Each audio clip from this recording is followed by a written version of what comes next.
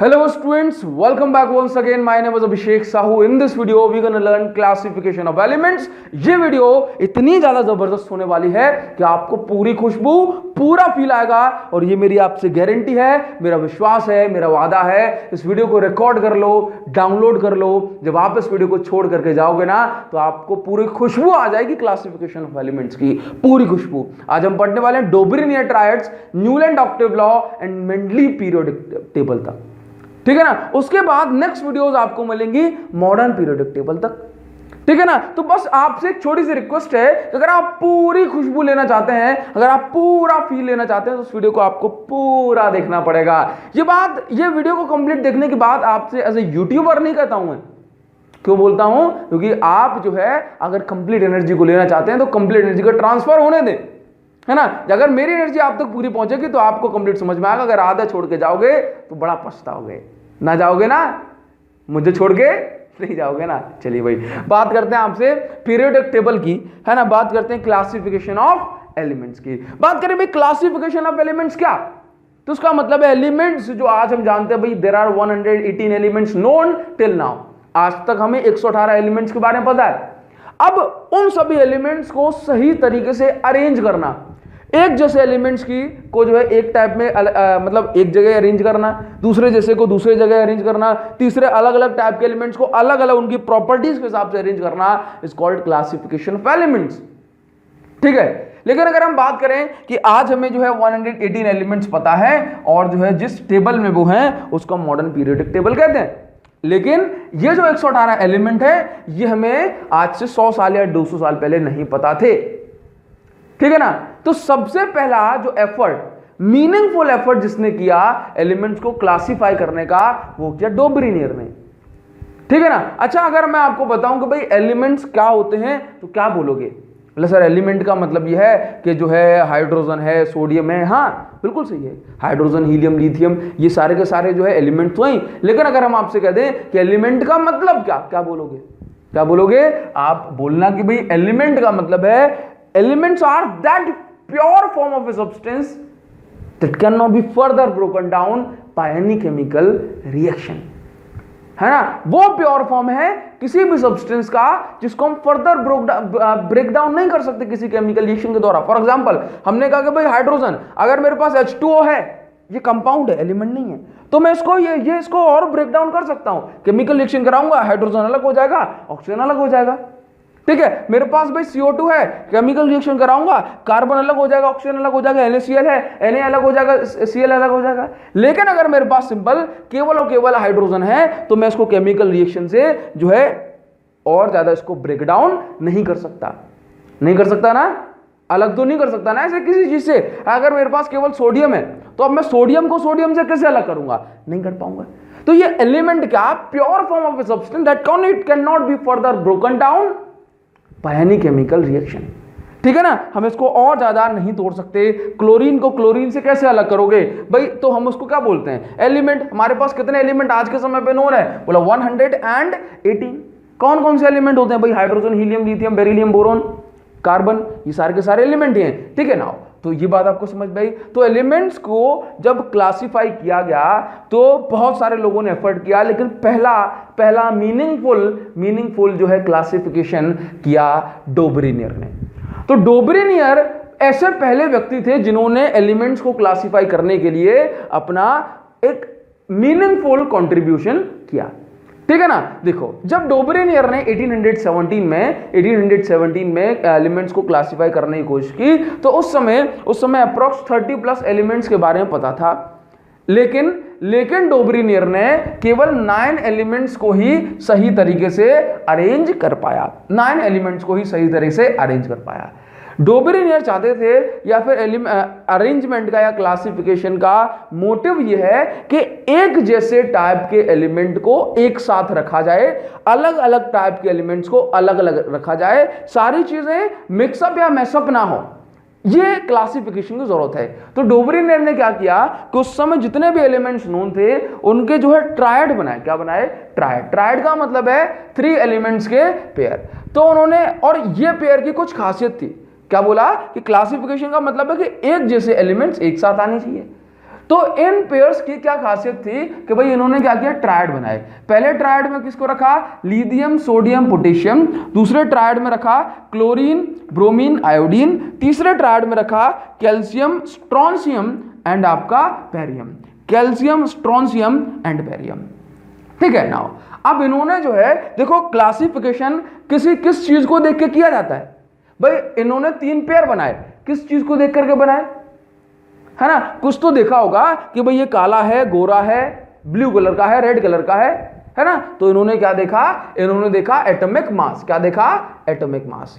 डोब्रिनियर ने क्या किया, एलिमेंट्स को अरेंज किया in the increasing atomic mass, in the increasing atomic mass. Atomic mass का मतलब क्या कि एक एटम का मास।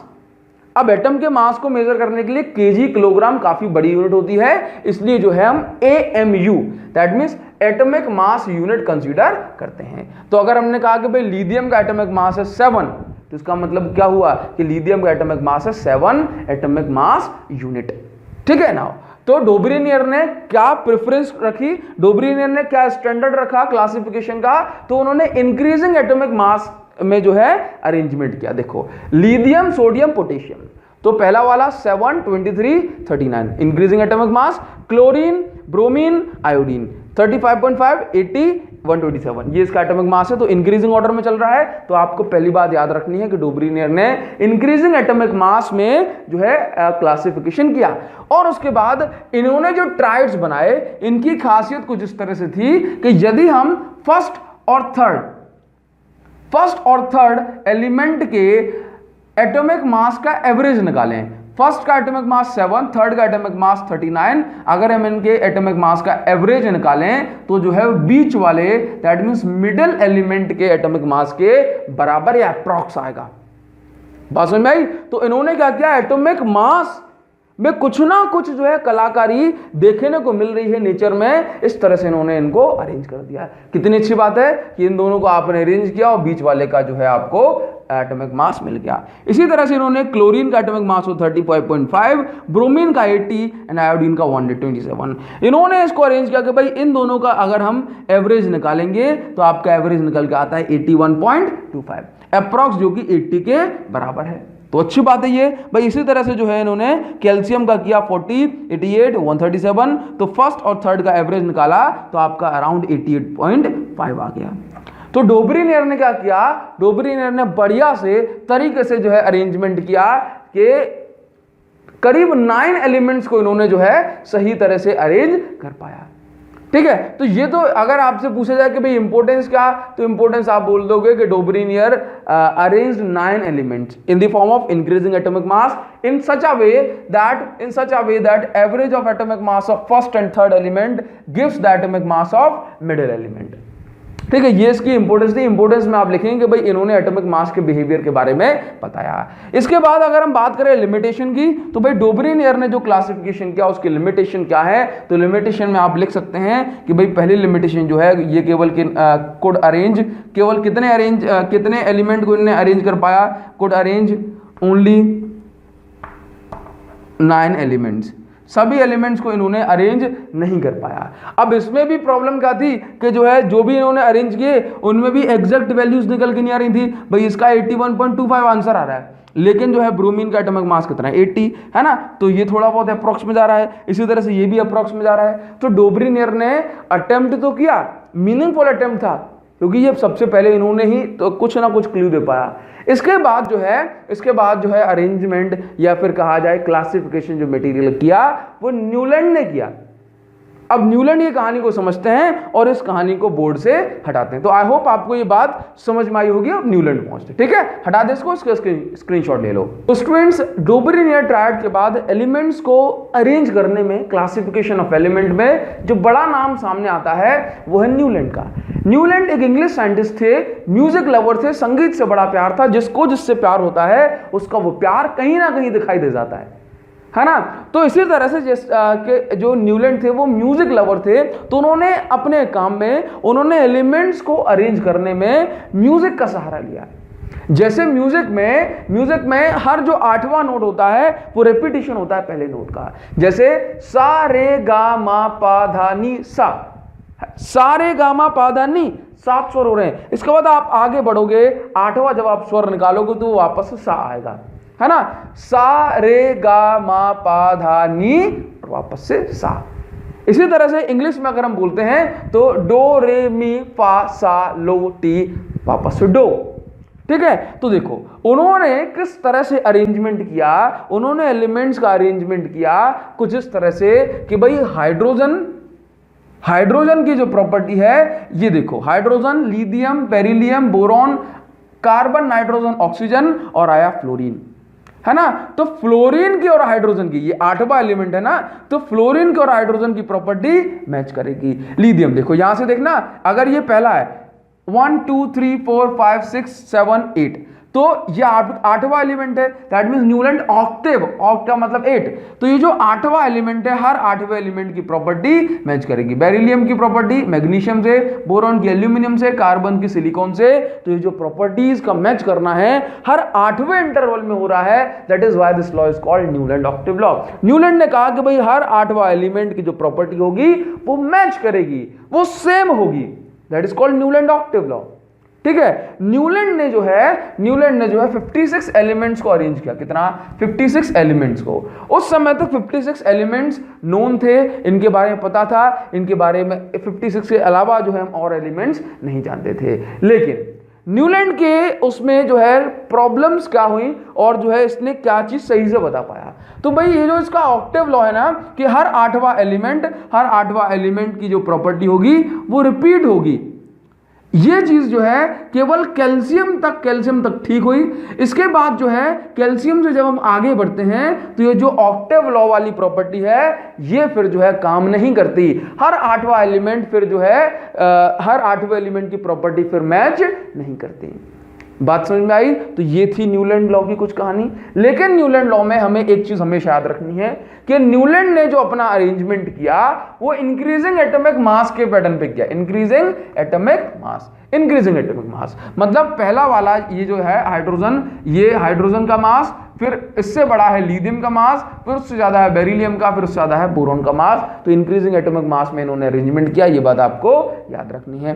ठीक है, इसके बाद की अगर हम बात करें कि भाई न्यूलैंड के उसमें कुछ और लिमिटेशन, तो दूसरे लिमिटेशन की हम बात करेंगे कि इन्होंने फ्यूचर एलिमेंट के लिए कोई भी जगह नहीं छोड़ी। इन्होंने कहा कि इतने एलिमेंट 56 अभी हमारी जानकारी में है, तो 56 एलिमेंट ही नेचर में है और ज्यादा एलिमेंट नहीं है, तो इन्होंने जो है फ्यूचर एलिमेंट के लिए कोई भी स्पेस नहीं छोड़ा। फ्यूचर एलिमेंट में हमारी नोबल गैसेस भी आ जाएंगी, जैसे आपका helium, neon, argon, krypton, xenon, radon. ये जो है जो कहा जाए कि भाई इन्होंने फ्यूचर एलिमेंट नोबल गैसेस के लिए कोई भी स्पेस, कोई भी जगह नहीं छोड़ा। इन्होंने कहा भाई 56 हम जानते हैं, तो बोला 56 है, इसके आगे कोई एलिमेंट नहीं है। तो ये इसकी एक लिमिटेशन है। दूसरी लिमिटेशन क्या कि भाई ये केवल कैल्शियम तक ही जो है एप्लीकेबल है। तीसरी लिमिटेशन क्या? तीसरी लिमिटेशन की अगर हम बात करेंगे तो आप देखोगे कहीं कहीं जो है इसमें 2-2 एलिमेंट भी एक साथ रखे हुए हैं, बाकी सारे जो है एक हैं। देखो कोबाल्ट में, निकेल में इन्होंने जो है दोनों साथ साथ रख दिए, सीरियम, लेंथेनियम इन्होंने दोनों जो है साथ साथ रख दिए। तो ये भी क्या इसकी डीमेरिट है या बोले लिमिटेशन है ना। पुट फ्यू एलिमेंट टुगेदर, है ना, कुछ एलिमेंट को इन्होंने साथ साथ में रख दिया। ठीक है, इसके बाद की अगर हम एक और छोटी सी बात बताएं कि इन्होंने जो है ना चीजों को अपने हिसाब से मैनिपुलेट किया। जैसे भाई अगर आपने साथ में रखा कोबाल्ट निकेल को, तो आयरन की प्रॉपर्टी भी निकेल के साथ मैच करती है, तो आयरन को और निकेल को अलग अलग क्यों कर दिया? तो इसमें इस तरह से कुछ फॉल्ट्स थे। फ्यूचर एलिमेंट के लिए उन्होंने कुछ भी नहीं सोचा और अपने हिसाब से चीजों को इन्होंने जोड़ के रख दिया। दैट मीन्स मतलब इन्होंने संगीत के उसमें चीजों को घुसेड़ने की कोशिश की, है ना। नेचर में ऐसा नहीं था। अगर ऐसा नहीं है तो नेचर इसको डिनाई कर देगी। आने वाले समय में जो है जब मेंडलीव ने अपनी पीरियोडिक टेबल दी तब तक 63 एलिमेंट जो है पता पड़ चुके थे, लेकिन उन्होंने फ्यूचर का सोचा और जो है चीजों को आगे बढ़े। तो आई होप आपको यहां तक मेरी बात समझ में आ पाई होगी। इसको हम बोलते हैं न्यूलैंड ऑक्टेव लॉ और इसकी जो लिमिटेशंस है वो भी हमें समझ में आ गई। ठीक है, आप इसका स्क्रीनशॉट ले लो और इसके बाद हम पहुंचते हैं मेंडलीव पीरियोडिक टेबल पे। Mendeleev periodic table. So students, Dobereiner triad and Newland octave law के बाद अब हमें पढ़ना है मेंडलीव पीरियोडिक टेबल। याद रहे कि मेंडलीव एक ऐसा नाम जिसको केमिस्ट्री में कभी बुलाया नहीं जा सकता। मेंडलीव एक ऐसा नाम जो बहुत ज्यादा जीनियस और बहुत बुद्धिमान थे। मेंडलीव ने सारी केमिस्ट्री की दिशा और दशा दोनों को बदल दिया। अगर कहा जाए कि भाई न्यूलैंड ऑक्टेव लॉ को अगर हम देखें, न्यूलैंड का जो एलिमेंट्स का क्लासिफिकेशन है अगर हम उसको समझे तो हमने पढ़ा कि भाई न्यूलैंड ने एलिमेंट को अरेंज किया, जबकि उसका रूल केवल लाइटर एलिमेंट कैल्शियम तक ही फॉलो होता है। न्यूलैंड का जो ऑक्टेव लॉ है केवल कैल्शियम तक ही फॉलो होता है, उसके बाद ये जो न्यूलैंड ऑक्टेव लॉ है ये फेल होता नजर आता है। न्यूलैंड ने अपनी मर्जी से एलिमेंट्स को अरेंज किया, थोड़ा सा लॉजिक लगा के। उन्होंने फ्यूचर एलिमेंट के लिए किसी भी तरह की कोई भी स्पेस नहीं छोड़ी, नोबल गैसेस के लिए किसी भी तरह की कोई स्पेस नहीं छोड़ी, जबकि मेंडलीव ने पूरी ताकत के साथ सालों मेहनत करने के बाद एलिमेंट्स को इस तरह से अरेंज किया कि उन्होंने फ्यूचर एलिमेंट के लिए जो कि डिस्कवर नहीं हुए थे उनके लिए भी स्पेस छोड़ी, नोबल गैसेस के लिए भी उन्होंने स्पेस छोड़ी। इसके साथ साथ जो आने वाले एलिमेंट थे, अनडिस्कवर्ड एलिमेंट, उनकी भी प्रॉपर्टी को प्रिडिक्ट किया, उनकी प्रॉपर्टी को पहले से बता दिया कि यहां पर ये एलिमेंट आएगा, यहां पर ये एलिमेंट फंसेगा, इसकी प्रॉपर्टी ऐसी ऐसी होगी। तो मेंडलीव इतने जबरदस्त व्यक्ति थे कि जो एलिमेंट डिस्कवर भी नहीं हुए उनकी प्रॉपर्टी तक उन्होंने बता दी। तो सोचो कितना बुद्धिमान व्यक्ति होगा वो, इतने बुद्धिमान व्यक्ति कि उनके नाम पर, उनके सम्मान पर एक जो है एलिमेंट का नाम भी रख दिया गया 101 मेंडलीवियन, है ना। याद रखना है आपको कि भाई मेंडली पीरियोडिक टेबल सबसे बेस्ट क्लासिफिकेशन थी कब तक की, जब तक उन्होंने ये क्लासिफिकेशन दिया।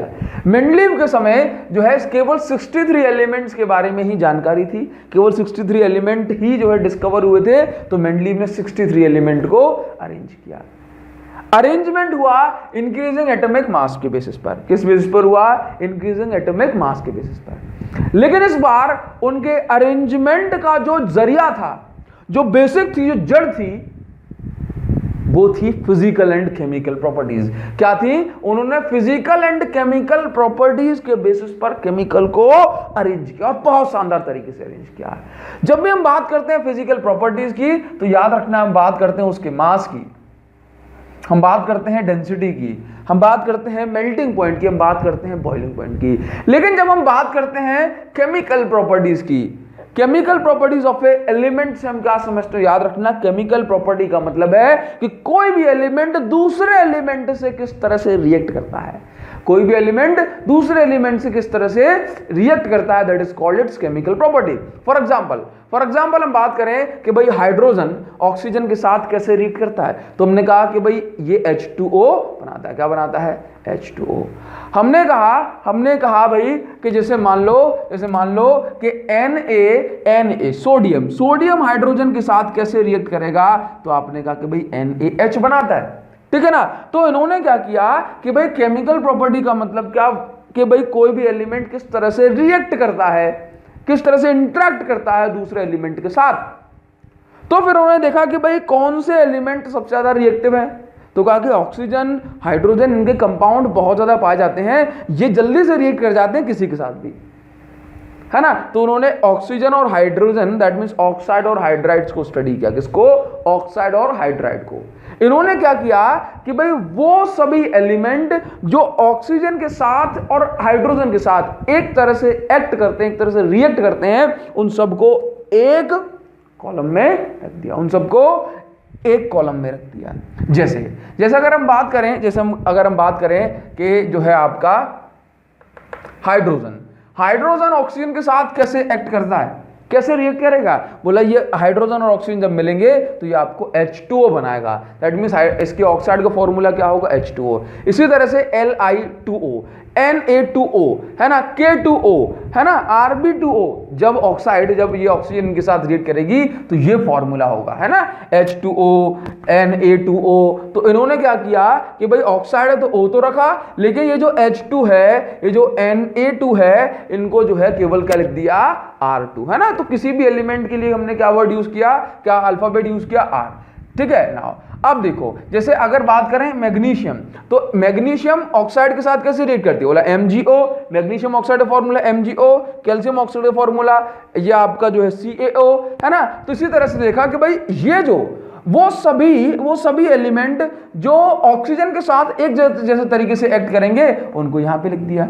जैसे अब Mg के लिए, मैग्नीशियम के लिए, कैल्शियम के लिए, आपका जो है स्ट्रोंशियम वगैरह के लिए ऑक्साइड का फॉर्मूला क्या हो जाएगा, सिंपल R/O। अगर हाइड्रोजन की बात की जाए तो कैल्शियम हाइड्रोजन के साथ कैसे रिएक्ट करता है, CaH2 है ना, MgH2। तो ये बन गया आपका जो है हाइड्राइड का फॉर्मूला। तो मेंडली पीरियोडिक टेबल को देख करके हम कुछ नहीं तो हम सबके जो है इन सब के ऑक्साइड और हाइड्राइड का फॉर्मूला तो बता ही देंगे। कैसे बता दोगे, मान लो कि हमारे पास क्या है भाई, कहीं से भी उठा लो। जैसे मान लो हमने क्या देख लिया, हमने जो है यहां से ले लिया, कहां से देखो, कहीं से भी उठा लो, लेट से हमने चलो यहां से देख लिया एल्यूमिनियम, हम वो ले रहे हैं, कोई सा भी उठा सकते हैं, लेकिन हम वो ले रहे हैं कम से कम जिसका आपने फॉर्मूला पढ़ा हो। बोला सर इसमें से ये ले लो, ये ले लो, ठीक है ना, हम कोई सा भी ले सकते हैं, लेकिन हम कौन सा ले रहे हैं जिसके बारे में आपने कम से कम सुना हो। जैसे एल्यूमिनियम तो हम सबने सुना है, तो देखो एल्यूमिनियम का अगर हम ऑक्साइड का फॉर्मूला बनाएंगे तो केवल ऊपर देख लो क्या बन जाएगा, Al2O3 है ना। कहीं से भी कोई सा भी नाम उठा लो यहां से, जैसे लेंथेनम का अगर उठा लोगे तो क्या बन जाएगा, La2O3। समझ में आ गया ना। तो मेंडली पीरियोडिक टेबल से हम किसी का भी ऑक्साइड और किसी का भी हाइड्राइड का फॉर्मूला बता सकते हैं। तो मेंडलीव ने पहला काम क्या किया कि भाई जो सभी एलिमेंट एक जैसे तरह से रिएक्ट करते हैं ऑक्साइड और हाइड्राइड के साथ, उनको एक जैसा लिख दिया। ऑक्सीजन और हाइड्रोजन के साथ एक जैसे उसमें पीरियड में एक जैसे ग्रुप में लेकर के आ गए, ठीक है ना। जो कॉलम है, कॉलम्स आर कॉल्ड ग्रुप, और जो हॉरिजॉन्टल रो है, ये हॉरिजॉन्टल में जो रो हैं हम उनको बोलते हैं पीरियड्स। क्या बोलते हैं, उनको हम बोलते हैं पीरियड, है ना। नाउ तो कितने ग्रुप हैं, इसके अंदर ग्रुप है 8। टोटल कितने ग्रुप बना के रखे हैं, बोला 8 ग्रुप बना के रखे हैं, 1 2 3 4 5 7 8। और कितने पीरियड्स हैं, तो आप देखोगे 1 से लेके 6 तक, तो आपको पीरियड कितने हैं इसमें पीरियड है 6। बात समझ में आई। तो ये इनका कुछ इस तरह से अरेंजमेंट हुआ। इन्होंने किस तरह से अरेंजमेंट किया, केमिकल एंड फिजिकल प्रॉपर्टीज को देखते हुए। नाउ अब अगर हम इस पीरियोडिक टेबल की बात करें, मेंडली पीरियोडिक टेबल की बात करें, तो यहां पर जो है आप देख पा रहे हो कि देखो ये खाली स्पेस है, ये देखो ये खाली स्पेस चल रहे हैं, है ना। यहां पे खाली स्पेस, ये खाली स्पेस थे, ये देखो ये इनको मार्क करके रखा, ये खाली स्पेस थे, ठीक है ना, ये खाली स्पेस है। तो इन्होंने क्या किया, इनको पता था कि भाई 63 एलिमेंट हमें अभी पता है, लेकिन आगे बढ़ेंगे, आगे साल बढ़ेगी, टाइम आगे बढ़ेगा तो हम और एलिमेंट को भी डिस्कवर कर लेंगे। तो उनके लिए उन्होंने खाली जगह छोड़ी, नोबल गैसेस के लिए उन्होंने खाली जगह छोड़ी, ठीक है। अच्छा देखो, तो उसके बाद इसकी जो है अपन को एक अच्छी बात पता पड़ी है कि इन्होंने जो है left space for future element, ठीक है। अब देखो इन्होंने, देखो वैसे कैसे फंसा दिया भाई, ये आपका पोटेशियम कॉपर हो गया। अब देखो इन्होंने क्या किया, ये जो 3 जगह हैं वो खाली छोड़ दी, ये 3 जगह इन्होंने खाली छोड़ दी। इन्होंने जबरदस्ती किसी को नहीं फंसाया कि अगर जो ये जगह खाली है तो उसको यहाँ पे जो किसी को लेके आ जाओ फंसा दो उसको, नहीं, उन्होंने जबरदस्ती नहीं फंसाया। इन तीनों जगह को उन्होंने खाली छोड़ दिया, और खाली छोड़ दिया तो इन तीनों जगह का उन्होंने नोमेनक्लेचर दे दिया। बोला यहाँ पे इन्होंने इस जगह को, ये जगह खाली जगह छोड़ी थी पीरियोडिक टेबल में, तो इन्होंने लिख दिया कि इसका नाम, ये खाली जगह का नाम है एका एल्यूमिनियम, ठीक है। फिर जो है उन्होंने एक और जो खाली जगह छोड़ी थी उसका नाम लिख दिया एका, जो है आपका एका बोरॉन, ठीक है। एक और खाली जगह छूटी थी उसमें उन्होंने नाम लिख दिया एका, और जो है आपका जर्मेनियम, ठीक है, एका सिलिकॉन। अब देखो, अब इनकी एक महान कहानी सुनो कि भाई इन्होंने जो है यहां पर जबरदस्ती कुछ नहीं फंसाया। अब देखो इन्होंने क्या कहा कि भाई यहां पर ये जो खाली जगह थी इसका नाम दे दिया उन्होंने एका एल्यूमिनियम। अब एका एल्यूमिनियम उस जगह का नाम दे दिया, और जब बाद में डिस्कवरी हुई तो पाया कि भाई यहाँ पे मेंडली पीरियोडिक टेबल में क्या रख दिया गया, गैलियम। यहाँ पे रखा जर्मेनियम, ये खाली जगह उन्होंने छोड़ी, और यहाँ पे रख दिया गया स्कैंडियम। क्या रख दिया गया, स्कैंडियम, ठीक है, ध्यान से देखना, यहां पर स्कैंडियम रख दिया गया। अब सुनो, अब यहां ध्यान से देखना कि भाई जहां पे गैलियम रखा गया इन्होंने इस पे नाम दिया था एका एल्यूमिनियम, और जब स्टडी किया तो पाया कि एका दैट मींस जो एल्यूमिनियम की जो प्रॉपर्टीज थी वो गैलियम की प्रॉपर्टीज से मैच कर गई। उसका मतलब क्या हो, क्या जबरदस्त इंसान थे। किस जगह को खाली छोड़ गए, इस जगह का नाम रख गए एका एल्यूमिनियम, और जब यहाँ पर जो एलिमेंट फंसाया गया उसकी वैसी प्रॉपर्टी निकली जो कि एल्यूमिनियम की जैसी थी। जैसे अगर मान लो गैलियम का ऑक्साइड का फॉर्मूला बनाओगे तो सेम आएगा, और दोनों का ऑक्साइड का फॉर्मूला बनाओगे सेम आएगा, है ना। इनकी प्रॉपर्टी जो है सेम है। जैसे जर्मेनियम सेमीकंडक्टर है, और जो आपका सिलिकॉन भी सेमीकंडक्टर है। इस जगह पर वो सिलिकॉन लिख के गए थे भाई, खाली जगह, और उसको नाम दे दिया था उन्होंने कि ये एका सिलिकॉन है। और जब यहाँ पे डिस्कवरी हुई लगा दिया जर्मेनियम, तो उसका मतलब सिलिकॉन जो उन्होंने नाम दिया था पहले से प्रिडिक्ट किया था, और जर्मेनियम की प्रॉपर्टी सेम निकल के आई। इसकी प्रॉपर्टी स्कैंडियम की और बोरॉन की, स्कैंडियम की और बोरॉन की प्रॉपर्टी सेम निकल के आई, सिलिकॉन की और जर्मेनियम की प्रॉपर्टी सेम निकल के आई। तो यहां से क्या समझ में आया, कितना बुद्धिमान व्यक्ति होगा वो कि जिनके बारे में हमें पता भी नहीं था, जिनका नाम भी नहीं जानते थे, उनकी प्रॉपर्टीज भी वो बता के चले गए। नाउ इसके बाद अगर हम बात करें कि इसमें जो है बहुत सारी चीजें अच्छी थी, लेकिन इसमें कुछ कमियां थी, लिमिटेशन, है ना। देखो पहली कमी हमें यहां पे समझ में आ रही है कि इन्होंने जो है प्रॉपर्टीज को मैच करने के लिए, सही तरह से अरेंजमेंट बिठाने के लिए, देखो हमने कहा था कि इंक्रीजिंग एटॉमिक मास में है ये टेबल, लेकिन क्या हो रहा है भाई, अगर हम कोबाल्ट और निकेल को देखेंगे, कोबाल्ट और निकेल को हम देखते हैं, तो यहां पर क्या हो रहा है भाई, इसका एटॉमिक मास कम है निकेल का, और इसका ज्यादा है।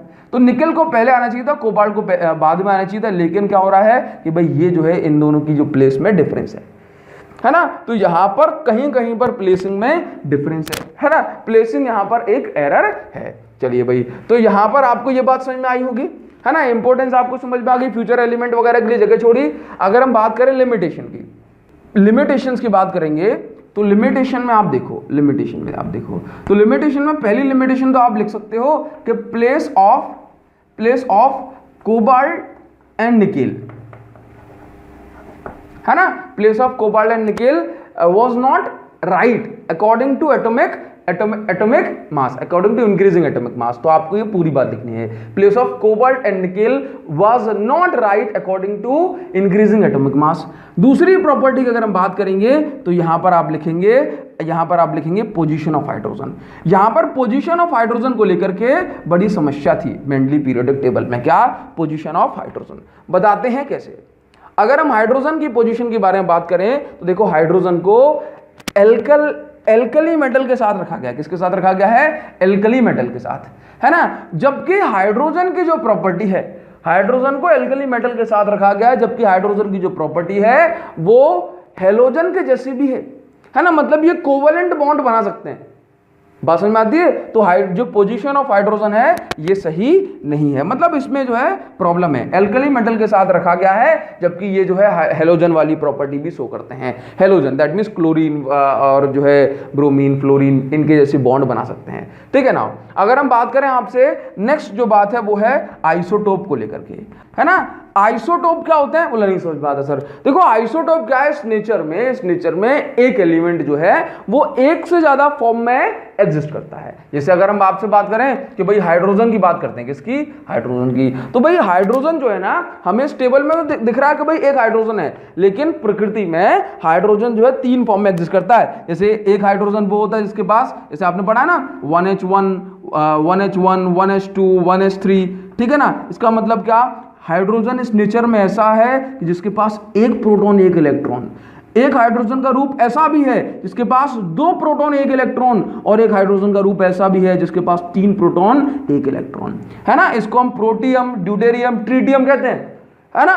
तो आइसोटोप की पोजीशन को लेकर के यहां पर जो है प्रॉब्लम थी, है ना। एक एक एलिमेंट को बताया, लेकिन उनके आइसोटोप कहां जाएंगे, ये प्रॉब्लम थी, है ना। तो ये एक प्रॉब्लम अपन को साफ साफ नजर आती है। तो ये कुछ छोटी छोटी सी प्रॉब्लम थी जो कि आपके मेंडली पीरियोडिक टेबल में थी।